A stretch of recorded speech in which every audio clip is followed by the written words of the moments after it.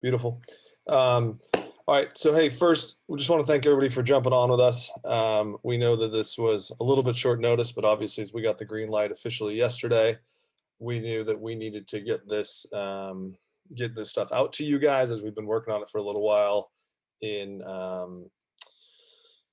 presuming that we were going to get to this point here very soon. So we obviously we know it's been a crazy year.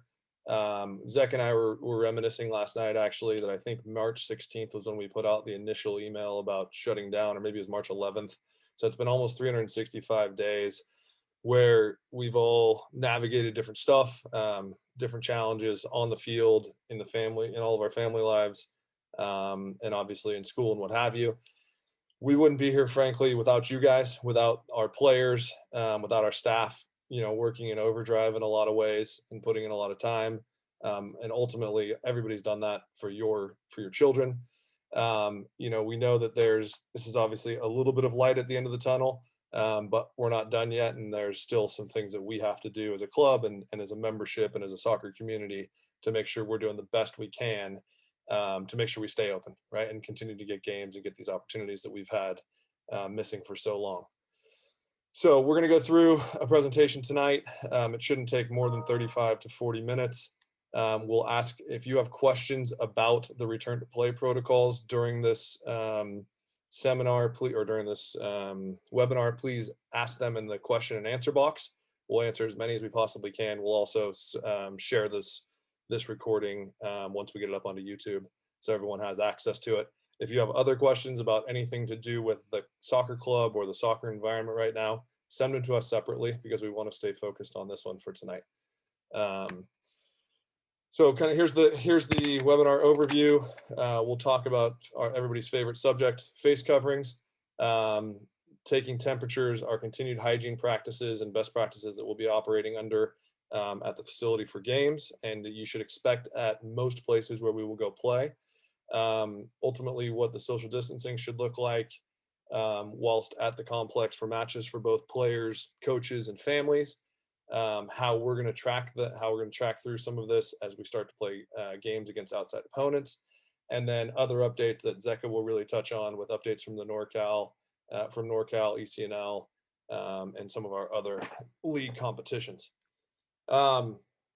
So this has been pretty standard for what we've had for the last 6 or 8 months. Anybody above the age of 5 years old needs to be wearing a face covering whilst they're on the facility. That goes for parents, players, etc. And this is going to be really, really important as we start to roll and allow people to be back out on the sidelines for games, that this is followed. This isn't a San Juan thing. This is obviously a state and a county deal. And it's something that we really don't want to have to police. And we're hopeful that everybody will be pretty cooperative. This last weekend, when we kind of rolled out our first round of practice games, or whatever you want to refer to them as, for 99% of the people were awesome.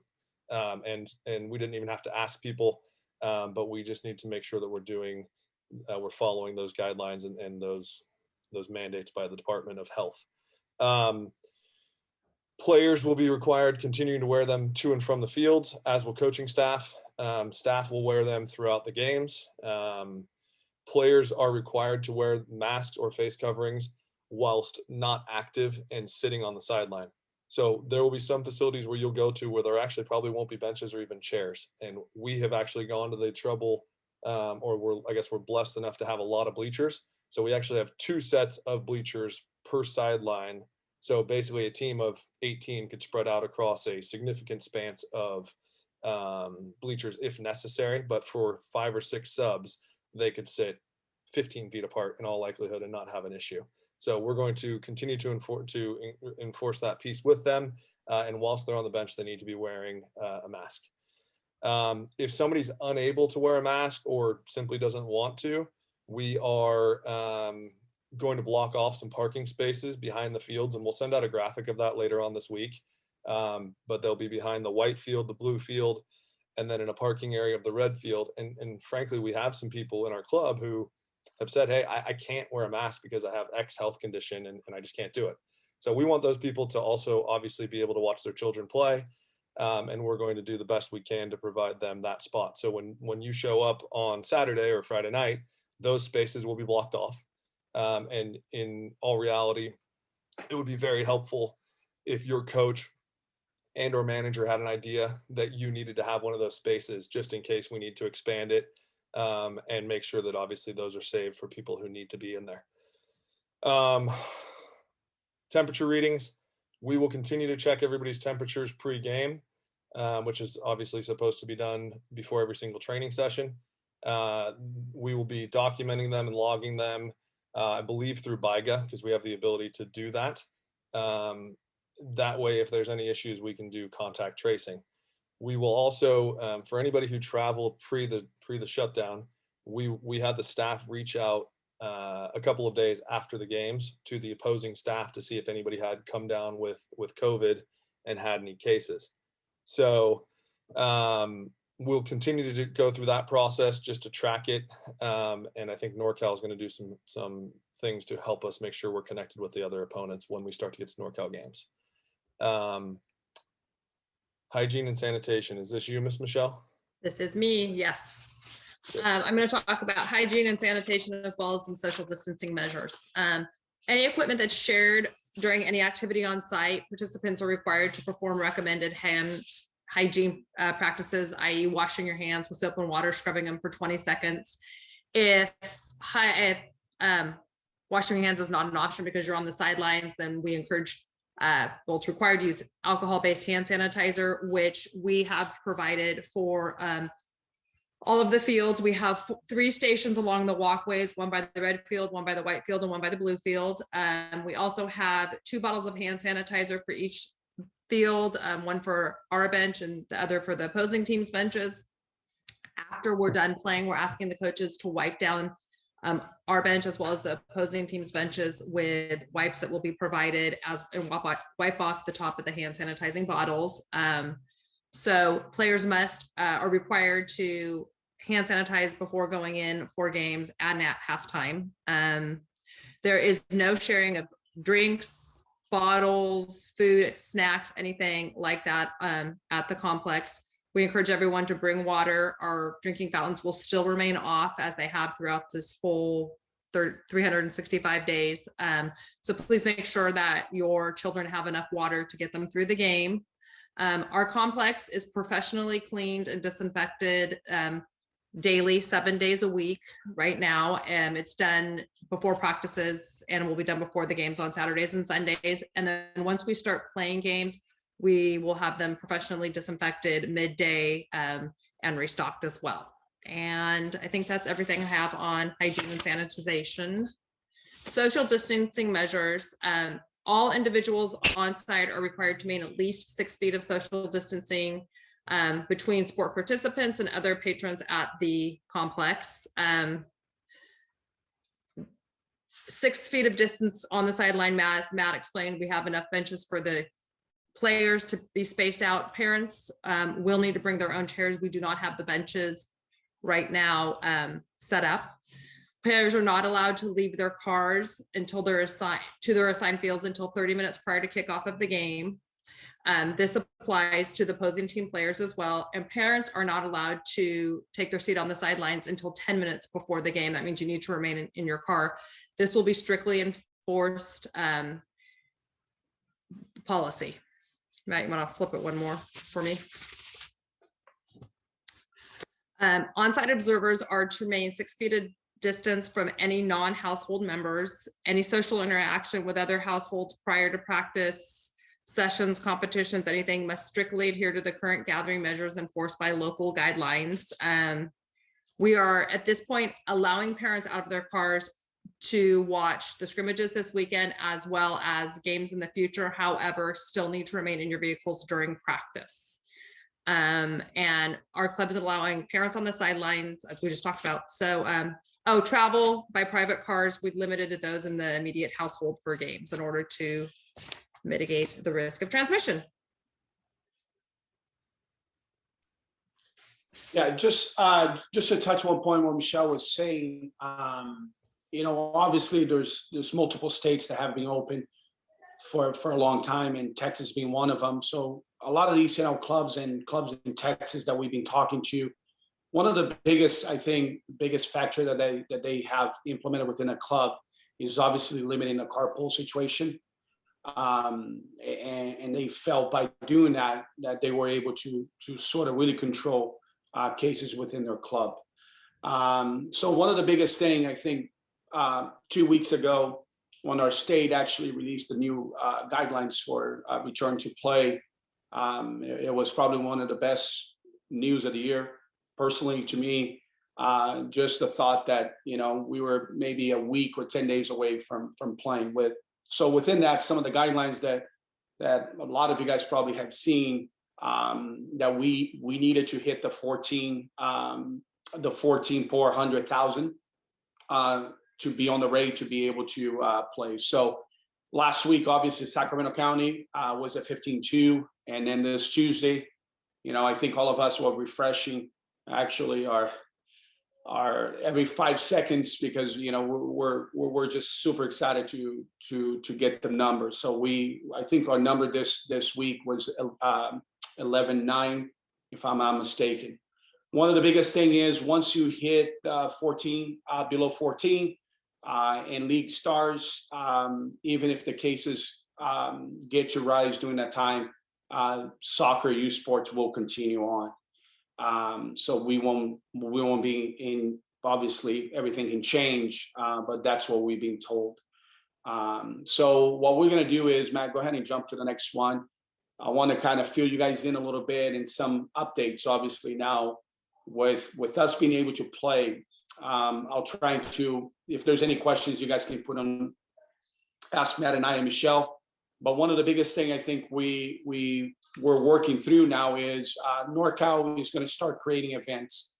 So you're going to see NorCal event number 1, you're going to see NorCal event number 2, and then 3 and 4.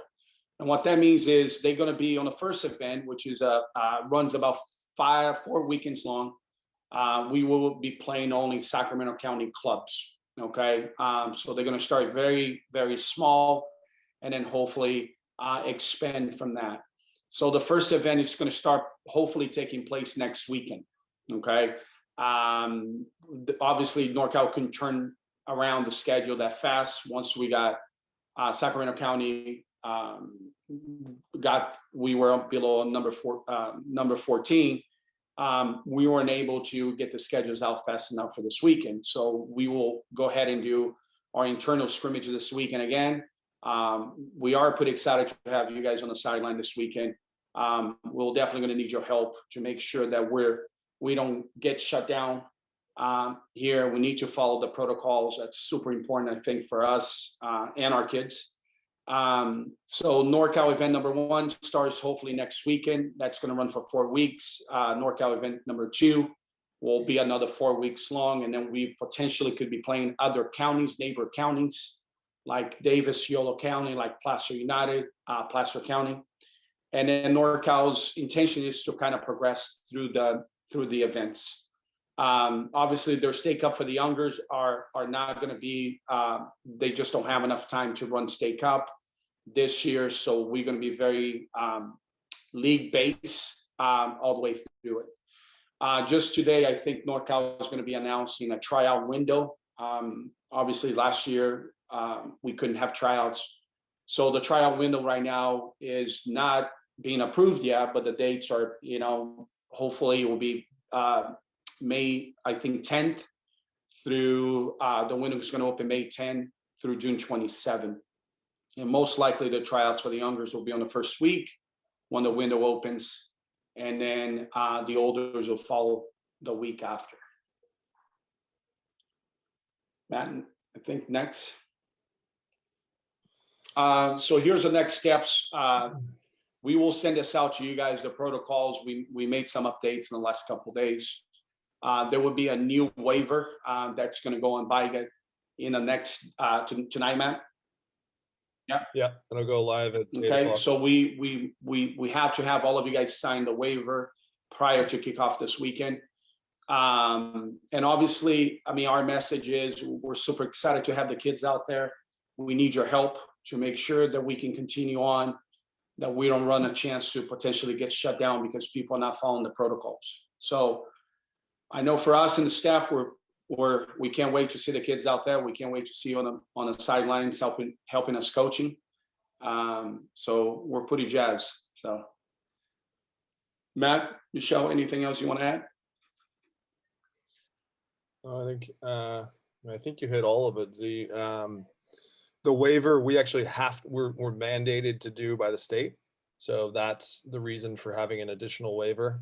We've set it up to where it's an electronic signature, so it shouldn't take you very long. Once you read through it, you click it, and it'll live in BIGA. So that'll go, like I said, it'll go live tonight when we're done with the next webinar. Were there any questions, Zeka? Because I can't see them in the. No, if you have any questions, you can put on a Q&A on the bottom, so we can help maybe answer some of those. Obviously, we're going to share all the information with you guys, the protocols, probably by tomorrow, and then the waivers obviously going to be up tonight. So if you get a chance in the next day or two to sign those, and then the schedule, Michelle, for this weekend. It is in process. I'm in the process of uploading it today. It should be complete, hopefully by about 9 o'clock tonight. I only have about 4 or 5 more teams to enter. Perfect. So you should have your schedules maybe hopefully by tonight. Matt, some questions are coming in. Yep. I can't see them. So yeah, so the question was the schedule for the ECNL as well. So the ECNL actually starting date and the ECRL starting date is April 17th for boys and girls. Into then, all of our teams will be playing in the NorCal League to get us going. And it might be an overlap a little bit later too. So we might be playing ECNL and NorCal at the same time with the younger especially.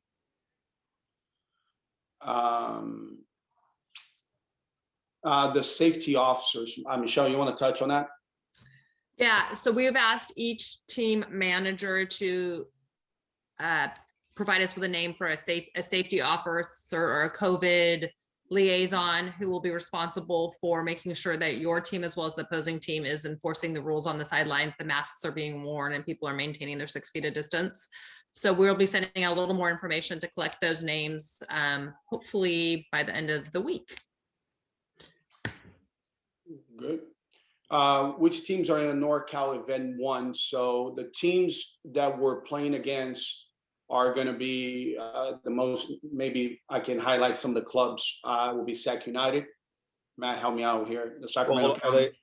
I guess it's 2 questions. Are they asking which of our teams or which opponents? Which teams are NorCal League? I mean, all of our teams are in it. Yeah.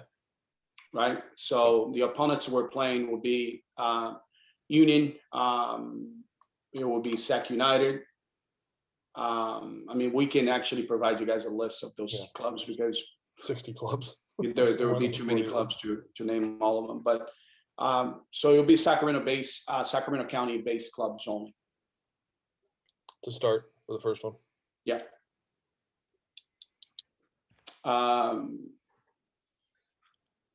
Any other questions?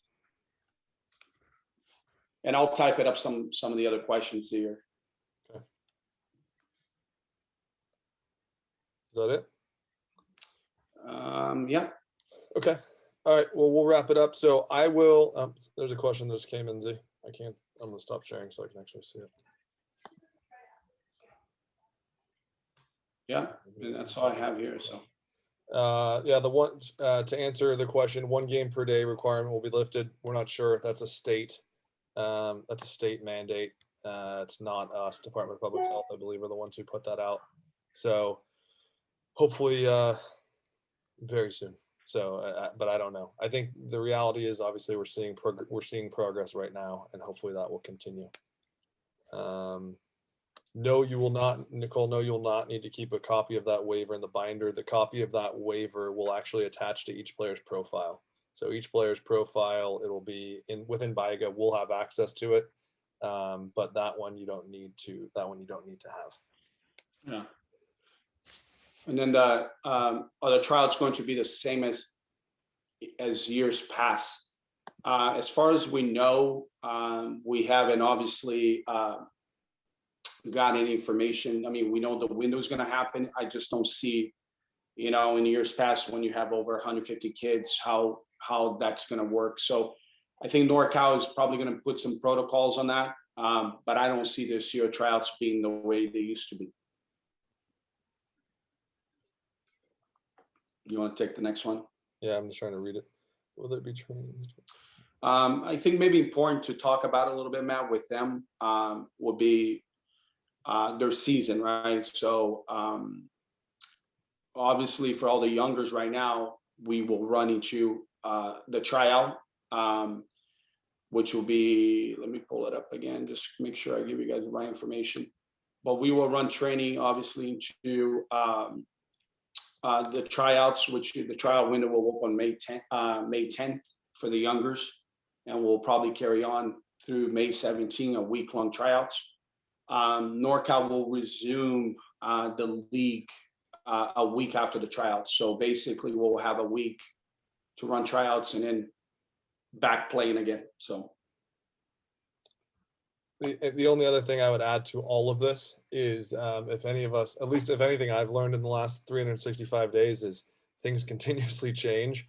So if something changes in a month or in a week, we have to be flexible with it. We have to be able to adjust to it from the club perspective, from the parental perspective, from a player perspective. We're just going to have to continue to roll with it. As long as it means our kids keep playing, we will do everything we possibly can to do that. Yeah. And I think that the last question, man, you want to touch on that? Yeah, I mean, look, candidly, in a perfect world, I don't know that we as a club would necessarily want to have a bulk tryout, right? A mass tryout, because we feel similarly that some of the kids and some of the coaches really haven't had a chance to even get a real feeling for their own group. With that said, we are internally discussing some things that we aren't ready to put out yet as far as what our plans may be for our own teams, because this is just starting to roll out, obviously, as we speak now.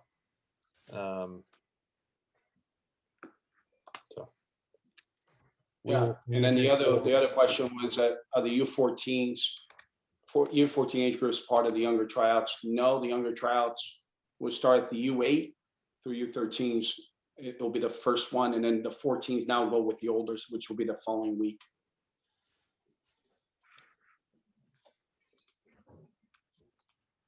And we will definitely communicate well in advance of what tryouts are going to look like once we have a much clearer idea of what we can and cannot do, as far as having people on site from multiple places. All right. If you guys listen, if you have any other questions, or if there's anything that we haven't touched on, send it to your coach, send it to your manager, or obviously you can send it to Zek and myself. And I will make sure we will send out the link to this video so that it can be shared with all the families, because obviously not everyone's here. The protocols, and then obviously the waiver will go live tonight. All right. You want to touch, let's go ahead and touch on those, and then we'll finish it off with those. Does like any tournaments will be playing this spring? No, for sure in the spring, but there's also a good chance that summer tournaments will be back. We do need to get to the yellow tier before tournaments can be open again. So, and that's what we'll be hearing around the soccer community. Coaches obviously will be announced once the trial dates gets confirmed. We normally have a 4 window, so 4 weeks prior to the tryouts, we will be announced coaching on those. So, and then the other question was, do we anticipate coaches moving up? I'm not really sure. I presume that means with the moving with their teams. Yep. Yeah, I mean, we think this year it's been the training game ratio hasn't really been there. So we have spoken to a lot of coaches in that question. We will encourage coaches that want to come back with their teams.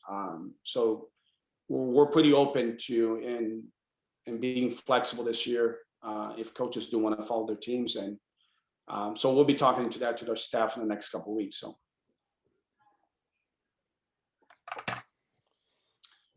Okay. That's it, man. All right. Well, listen, we appreciate everyone joining. Like I said, we'll send this stuff out here probably as early as tonight or tomorrow morning. The waiver will go live tonight at 8 o'clock, and you'll get a notification from BIGA about that. And it shouldn't take you more than a minute to take care of. All right. Thanks everybody. We appreciate you. Zach and Michelle, see you at 7. Thank you. Appreciate it. Thank you. Okay.